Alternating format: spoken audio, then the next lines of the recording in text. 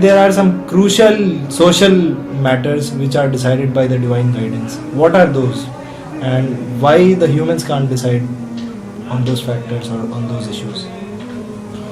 So there are questions on which human reasoning reaches some conclusion, and human beings by and large tend to agree on them. There is consensus, but still that consensus needs confirmation, and unless that confirmation is available, the human debate does not come to a final end. Some questions are not difficult. For example, the question of honesty. People practically may be dishonest, but in principle they would agree on honesty being the correct option, and they would advise one another that we should be honest.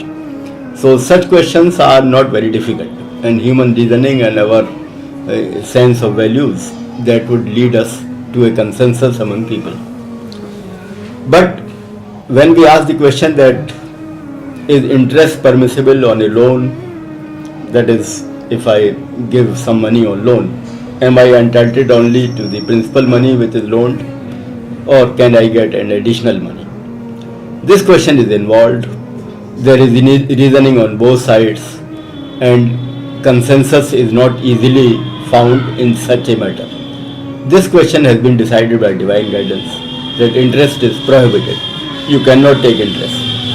If you want, you can do trade and business, and then profit and loss both must be shared, but you cannot use your money with a guaranteed profit, which is the sense in which interest works. So this is an example of a question which is a very involved question, in which human reasoning cannot help us to arrive at a consensus. Now another example is somewhere in between, which is neither very simple nor very difficult. For example, till 50 years ago, human beings had this near consensus that the sexual relation between man and woman, the proper way is marriage.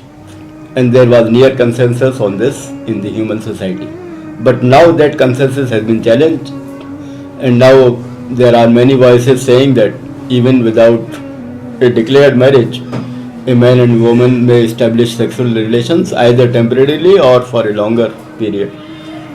So that consensus which used to exist is no longer available.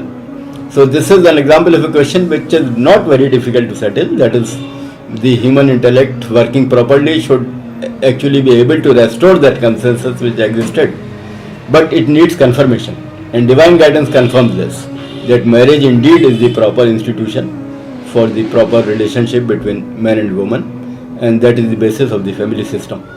So we can see a number of social questions in which our intellect tends towards a view, but we need confirmation, because contrary views are available, and sometimes they are presented with a lot of persuasion and force, and therefore human beings need some kind of an assurance that the view towards which they are tending, that indeed is the correct view. So basically, when it comes to social matters, it is the God's guidance which attests or which sanctions if something is right or wrong. Yes, that is which can be the basis of human society, in the sense that human beings would agree on the guidance given by God, but they would not agree on any other view presented by a particular person, because the view presented by a particular person has in principle equal weightage as the view presented by any other person. So why should one view take precedence over another view?